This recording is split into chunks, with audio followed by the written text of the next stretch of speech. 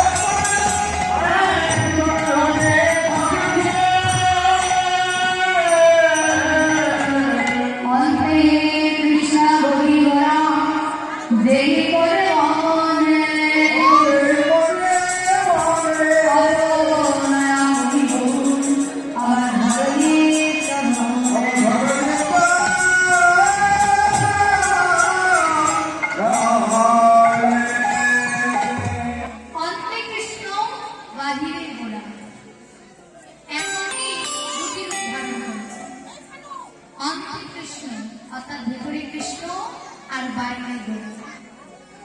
তা যে পরে একদিন গোবিন্দ আমার গিরিগোবর্ধন ধারণ করেছিল, আর সেই পরে রাধারানীর চরণ তলে বসে মান সাধছেন। যেই না রাধারানী মান লীলার কথা চিন্তা করে গেছে, অমনি রাধারানীর চরণ তলে বসে মান সাধনা করছে। কেমন ভাবে তো না আমনি কম রিয়া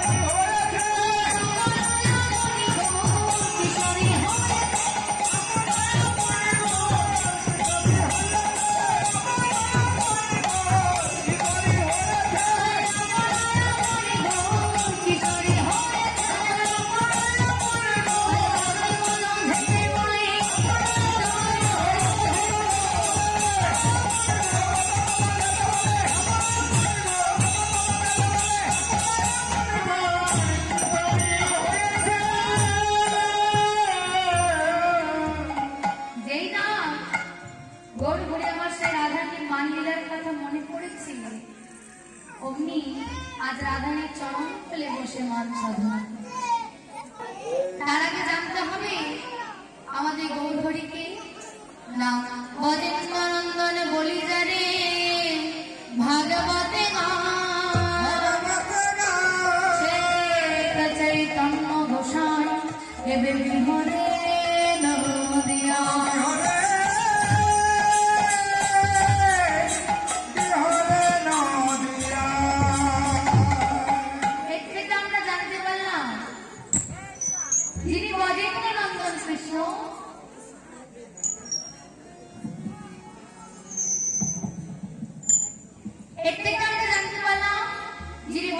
নন্দন কৃষ্ণ আজ তিনি হলেন সত্যিসিদ্ধ গৌরহরি। এই গৌরহরি বাবা তিনটি বাসনা পূর্ণ ছিল। কি কি? শ্রী রাধায়া প্রণয়া মহিমা কি দিশবা নৈবা সাধচিরা ধূত মধুরিমা কি দিশবা মহি সকন্দ চাষ মদন ভবত কি দিশাং বেটি লোহাত্তদ্দ বার্ধ সমাজনী সচিগর্ভ সিন্ধু ভাবি। অর্থাৎ শ্রী রাধার প্রণয় মহিমা কি রূপ। রাধারানী যে আমার মাধুর্যকে আস্বাদন করে, সেই কৃষ্ণ প্রেমটি কেমন, সেই কৃষ্ণ প্রেম করে রাধারানী কি সুখ পায়, এই তিনটি বাসনা আমরা পূর্ণ হচ্ছে। এই তিনটি বাসনা পূর্ণ ছিল। তাই ওমা আজ আমরা সকলে মিলে কি করবো না গৌরহরির নামে জয়ধ্বনি দেব। কেমন ভাবে? এটা তো হরিবাসর না, তাই না? এখানে হরির নাম। যেসব জেঠুরা আমার এত সুন্দর হরিবাসরের আয়োজন করেছে, এত সুন্দর ভগবানের নাম হচ্ছে মা, এখানে এসে ভালো লাগলো যে মনের মতো কিছু ভক্ত পেয়েছে। যেখানে হরির নাম হয় সেখানে কিন্তু ভক্ত পাওয়া যায় না। তাহলে এটা কি না হরিবাসন, এটা হচ্ছে হরিবাসন, তাই না? তাহলে আসুন আজ আমরা সবাই মিলে একবার দুটি বাহু তুলে কৃষ্ণ নাম গাইব, সবাই মিলে গো। কৃষ্ণ বলে দুটি বাহু তুলে এসো না ভাই, হরি বলে কৃষ্ণ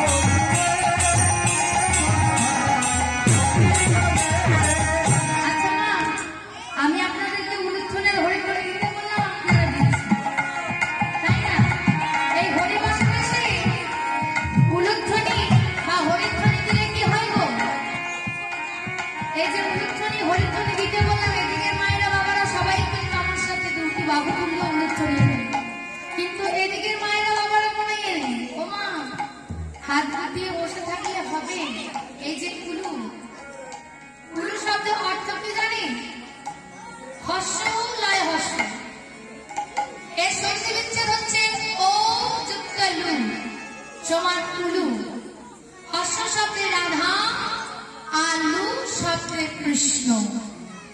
তাই রাধা কৃষ্ণের মিলিত রস আস্বাদন হলো আজ এই উলুধ্বনি।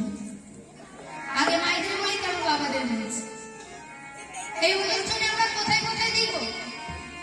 হরিবাসরে দিই, যখন আমরা সন্ধ্যে দিই তখন আমরা উলুধ্বনি দিই, কোন বিবাহ বাসরে উলুধ্বনি দিই। তা উলুধ্বনি কবার দিই? কবার? তিনবার। তিনবার কেন দিই? তিনবারের বেশিও দিই না, তিনবারের কমও দিই না, গুনে গুনে তিনবারই কেন দিই? প্রথম উলুধ্বনি দিই এই বিশ্ববাসীর মঙ্গলের জন্য, দ্বিতীয় উলুধ্বনি দিই সংসারের মঙ্গলের জন্য, আর তৃতীয় উলুধ্বনি দিই মা নিজের মঙ্গলের জন্য। আর হরিধ্বনি দিলে কি হয় বাবা? হকারে হরণ করে রক্ষক আদি, রিকারে রিপুবার নাশ নিরবধি, নৌকারে নাশ করে কালিমা রাশি, আর মৌকারে মঙ্গল হয় অমঙ্গল নাশি।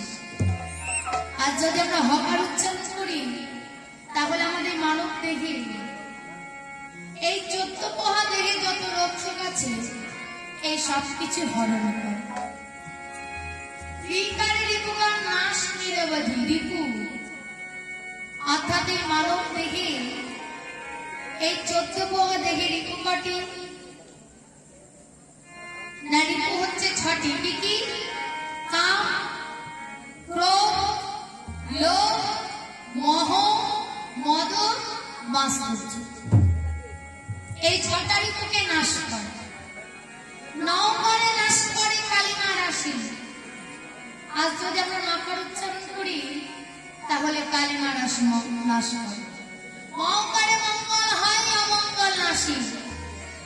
আজ যদি আমরা মকার উচ্চারণ করি তাহলে অমঙ্গল দূরে যায়, আজ মঙ্গলেই উদয় হয়।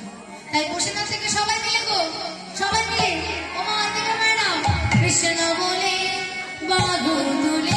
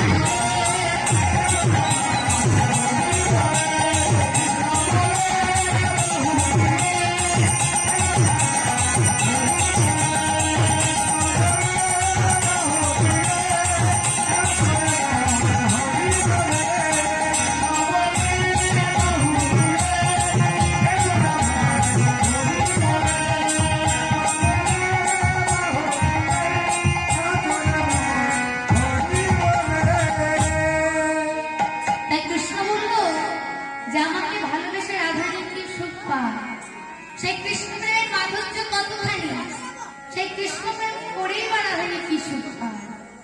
এই তিনটি বাসনা পূরণের লক্ষ্যে তাই আসুন আজ আমরা সবাই মিলে বলি জয় রাম জয় রাম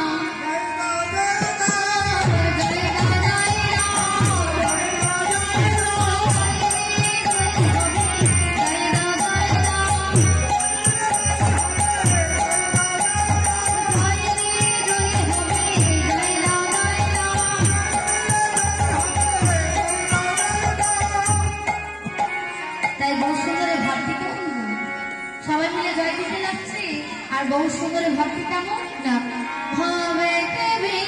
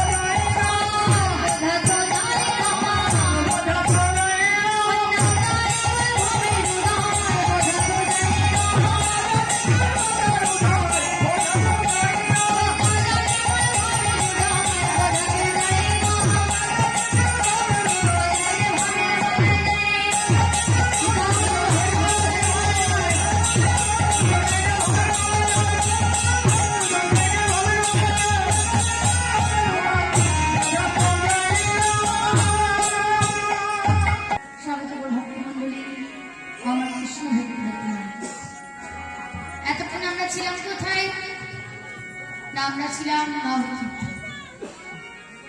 এবার যাবো কোথায় না, এবার যাবো বৃন্দাবন।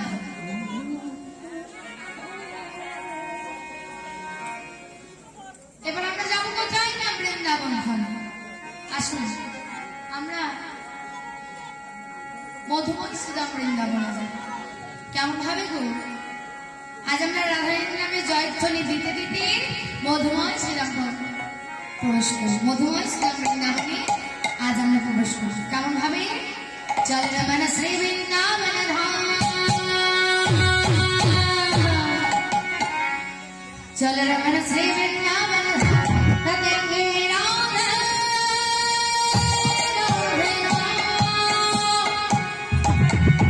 मिलेंगे कुंज बिहारी,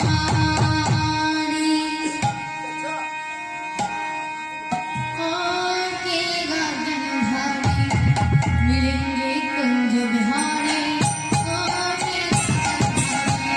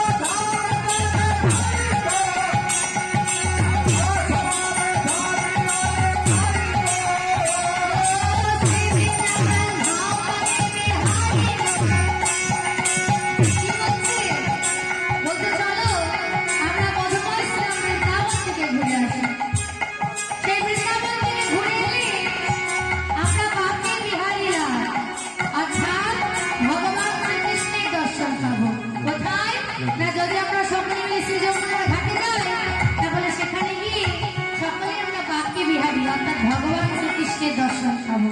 তাই চলুন আমরা যমুনা থেকে ঘুরে আসি। শ্রী বৃন্দাবন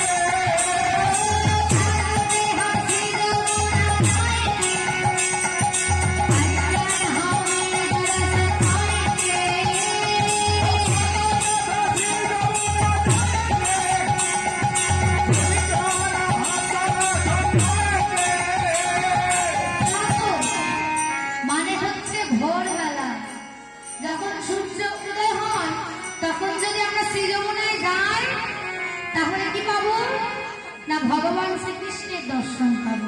তাই বলছে প্রান্তরে হাসি যমুনা যাইতে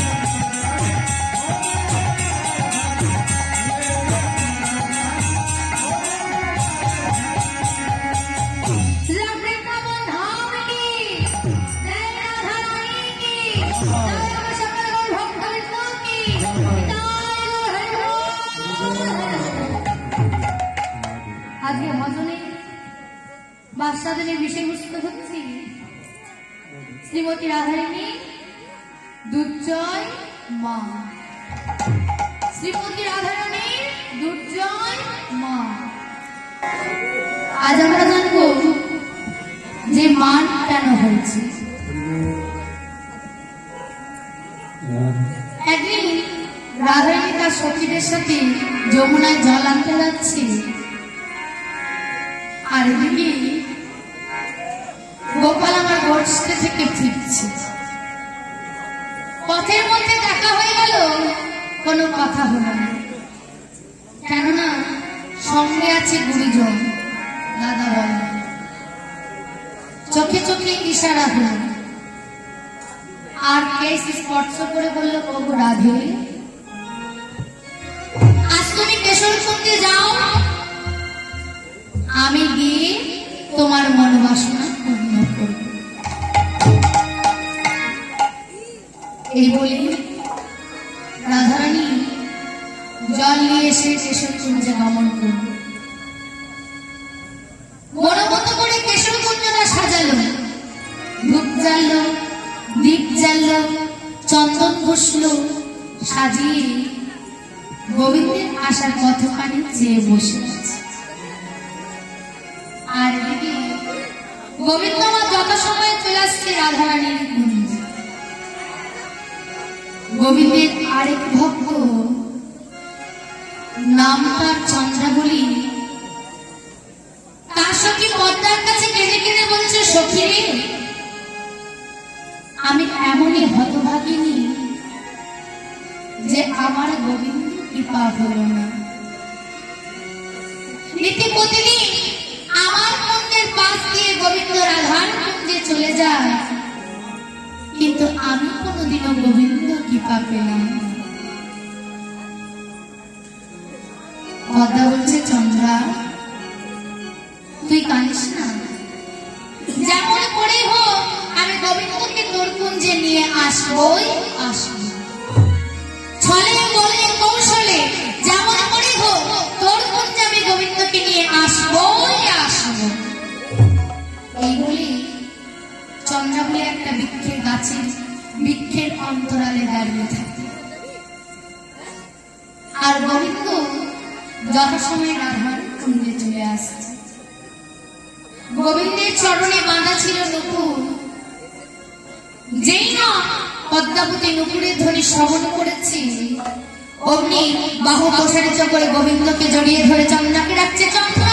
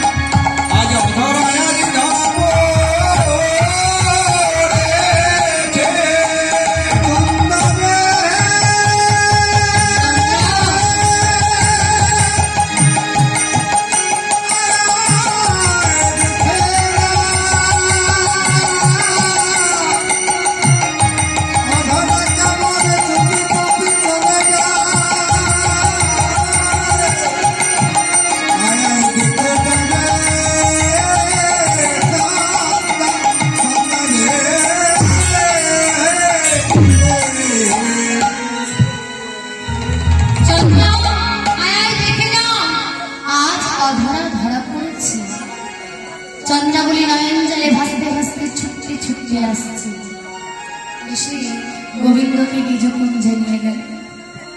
গোবিন্দ বলছে, চন্দ্রা আজ তুমি আমায় ছেড়ে দাও, কাল আমি তোমার কুঞ্জে আসবো। চন্দ্রা আজ তুমি আমায় ছেড়ে দাও, কাল আমি তোমার কুঞ্জে নিশ্চয়ই আসবো।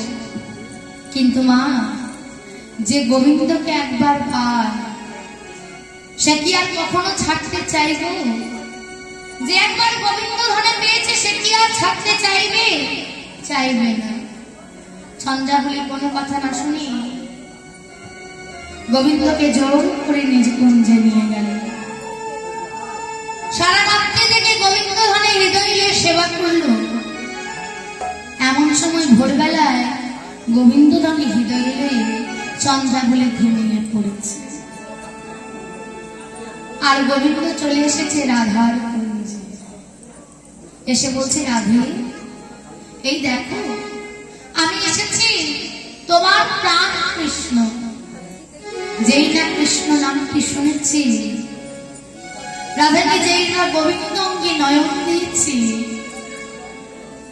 অমনি সংখ্যাঘাত কঙ্কাঘাত দর্শন করে বলল, বধূ আজ আমি বুঝেছি কেন তুমি আমার কুঞ্জে ভোরবেলা এলে। কোন রমণী তোমায় এমন আঘাত দিয়ে সেবা করেছে? চলে যাও, তুমি আমার কুঞ্জ হতে ওই রূপ আর আমি দর্শন করব না। বধূর প্রতি হলো অভিমান। গোবিন্দ আমার রাধাকে ছেড়ে যেতে পারলেন না। অবস্থাটি কেমন গো? রাধা বিনোদিনী মানে হইল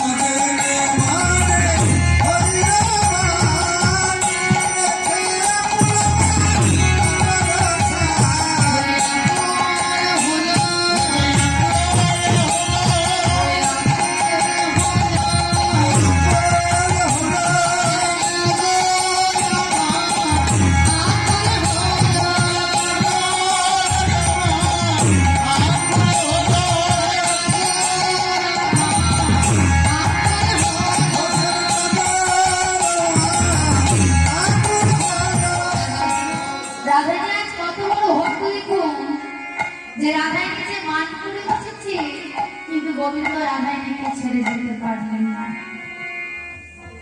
তাহলে আজ অষ্টনায়িকার প্রকারভেদ করব। নায়িকা হচ্ছে আজ প্রকার কি? অভিসারিকা, বাসক সজ্জিকা, উৎকণ্ঠিতা, বিপ্লব্ধা, খণ্ডিতা, কলাহান্তরিতা, স্বাধীন ভক্তিকা ও প্রসিদ্ধ ভক্তি। এই অষ্টনায়িকার মধ্যে খণ্ডিতার অন্তদশা হলো এই দুর্জয়। তাই পড়িল রাধার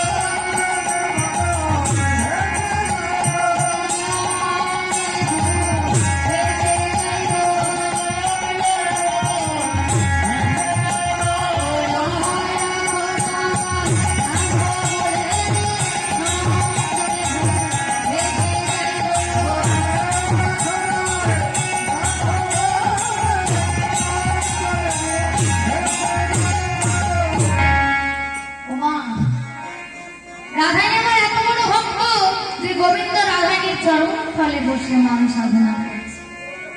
কিন্তু আমরা তো তার মতো হতে পারলাম না। এই একটু আগে কিছু মনে করবেন না, যদি কারো খারাপ লেগে থাকে মেয়ে ভেবে ক্ষমা করবেন। একটু আগে যখন রংদল হচ্ছিল তখন এখানে অনেক লোক ছিল, প্রচুর ভিড় ছিল, তাই না? বেরোনোর জায়গা ছিল না। কিন্তু যেই না এবার হরি বলতে চলে গেল, এবার কীর্তনীরা নেমেছে। না বাবা, কীর্তন গান শুনে কি হবে? ঘরে গিয়ে টিভি দেখে বা ঘুমালে কাজ দেবে, কীর্তন শুনে কোনো কাজ নেই। তার থেকে যদি আমরা বাড়িতে গিয়ে টিভিতে একটা সিরিয়াল খুলে বসি, তার কাজে কাজ দেবে। কিন্তু মা, যদি আমরা একবার হরির নাম না করি, যেদিন আমরা ইহলোক ছেড়ে পরলোকে যাবো বাবা, সেদিন কিন্তু আমাদের সাথে হরির নামটাই যাবে। আপনার ওই টিভির সিরিয়ালও যাবে না, আর আপনার ছেলে বউ যাবে না। এই 16 নাম 32 অক্ষরই যাবে, তাই না? কিন্তু এখানে তো কেউ হরির নাম শোনে না। কলিযুগে তার কেউ হরির নাম শোনে না। বললেন বাবা, এই মানব দেহটা 84 লক্ষবার ভ্রমণ করার পর আমরা সাধের মানব জন্ম পেয়েছি। তার মধ্যে স্থাবর 300 লক্ষ, জলদ 9 লক্ষ, রুদ্র লক্ষস্য পক্ষিণ, কৃমিও 10 লক্ষস্য। গলা হাত দিয়ে বসে না, এই দিদাটাকে উঠিয়ে তো ঘুমিয়ে গেছে। কৃমিও 10 লক্ষস্য, পাশবা 20 লক্ষস্য, মানবা 14 লক্ষস্য। ঘুম পাচ্ছেন যারা? এই তো সবে 10টা বাজলো, এত জলদি জলদি ঘুম পেয়ে যাচ্ছে। আপনার তো মাত্র 4টে রাত জাগতে পারছেন না, আর আমরা রাতের পর রাত জেগে যাচ্ছি। মালদাতে আমরা পর্যায়ে এসে করি, মালদাতে কিন্তু পর্যায়ে আসে 4 ঘন্টা করে, কোনো ঠিক নেই কখন আসর দেবে। ভোর 3টে থেকেও দিতে পারে, রাত 2টোর থেকেও দিতে পারে, 12টাতেও দিতে পারে। কিন্তু ওখানে সব সময় ভক্ত থাকে। 24 ঘন্টা এখানে কৃষ্ণ নাম হয়। 24 ঘন্টা, সকাল 6টা থেকে রাত 2টো, আবার তারপর হয়ে যায়। 24 ঘন্টায় কৃষ্ণ নাম হচ্ছে। শুধু দুপুর টাইমটা, যেটুকু টাইম রান্না করা খাওয়া দাওয়ার সময়, সেটুকু একটু ফাঁকা থাকে। তারপর সব সময় কিন্তু কেউ না কেউ কৃষ্ণ নাম শ্রবণ করে চলেছে। আর মাত্র তো 3টে ঘন্টা এখানে, ওখানে তো 4 ঘন্টা বসে থাকতে হয়, 24 ঘন্টায় নাম হচ্ছে। আর আপনাদের এখানে জেঠুরা যে এত সুন্দর হরিনামের আয়োজন করেছে, কিসের জন্য গো? না ভগবানের নাম শুনবার জন্য। মাত্র তো 3টে ঘন্টা। এই 3 ঘন্টা যদি আমরা ঘুমিয়ে যাই, হরিবাসর থেকে উঠে চলে যাই, তাহলে আর নাম শ্রবণ করে কি লাভ? এত সুন্দর মানব জন্ম পেয়ে ভগবানের নাম করলাম, লক্ষবার সহজ অর্থাৎ দাস জন্ম নিয়েছে। দেখো আর নন রাত হয়েছে, দেখো মায়েরা চলেছে গুটি গুটি পায়। 30 লক্ষবার সহজ অর্থাৎ দাস জন্ম নিয়েছে। জলজ নব লক্ষ 9 লক্ষ মান জলজ হয়ে জন্মেছে। কৃমিও 10 লক্ষ 10 লক্ষ মান কীট পোকা কৃমি হয়ে জন্মেছে। 5 লক্ষ 20 লক্ষ মান পশু হয়ে জন্মেছে। রুদ্র লক্ষ পক্ষিণ 11 লক্ষ বার পাখি হয়ে জন্মেছে। মানব 14 লক্ষ 4 লক্ষ বার মানব জন্ম নিয়েছে। সর্বশ্রেষ্ঠ মানব জন্ম কখন জানেন? যখন আমরা গীতা পাঠ শ্রবণ করি, ভগবানের নাম শ্রবণ করি। ও বাবা ও মা, আমরা বলি তো ওর সন্তানটা কি সুন্দর, কত শান্ত, কত কৃষ্ণ নামে ভক্তি, কিন্তু ভুল। যদি কোনো অন্তঃসত্ত্বা মা ভগবানের নাম শ্রবণ করে, গীতা পাঠ শ্রবণ করে, যদি দিনান্তে একবারও কৃষ্ণ নাম গায়, তাহলে তার সন্তান নিশ্চয়ই কৃষ্ণ নামে ভক্তি থাকবেই থাকবে। তার সন্তান হবে সুসন্তান। নিতাই গৌর হরি বল। একবারও কৃষ্ণ নাম বলো। এত সুন্দর যখন মানব জন্ম পেয়েছি, যদি আমরা ভগবানের নাম শ্রবণ না করি, রাধে রাধে মা, গল্প নয় গো সামনে, যদি আমরা হরিবর্ষণে এসে ভগবানের নাম না শুনি, যদি উঠে চলে যায় বা ঘুমিয়ে যায়, যদি গল্প করি, যেমন ওই দিদার ওই জেঠুমা দুটো গল্প করছিল, তাহলে কি হবে গো? তার আশা যাওয়া বিফল হবে।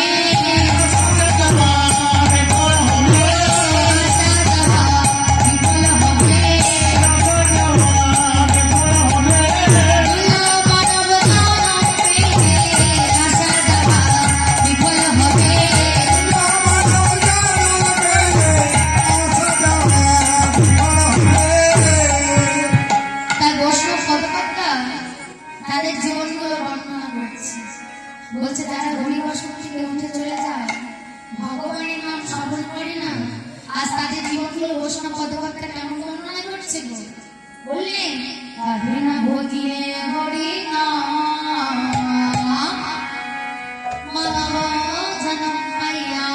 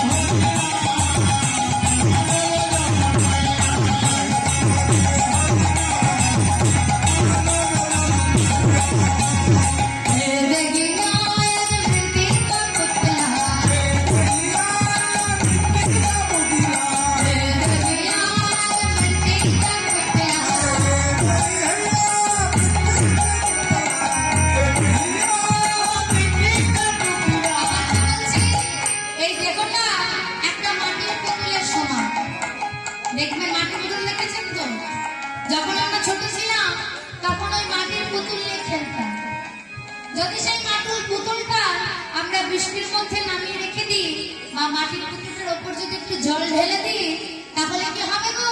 গলে যাবে গো। মাটির পুতুলটা গলে যাবে। তাই তাদের জীবন গুলো ঠিক সেই রকম। আবার বলছে এ দেহিয়া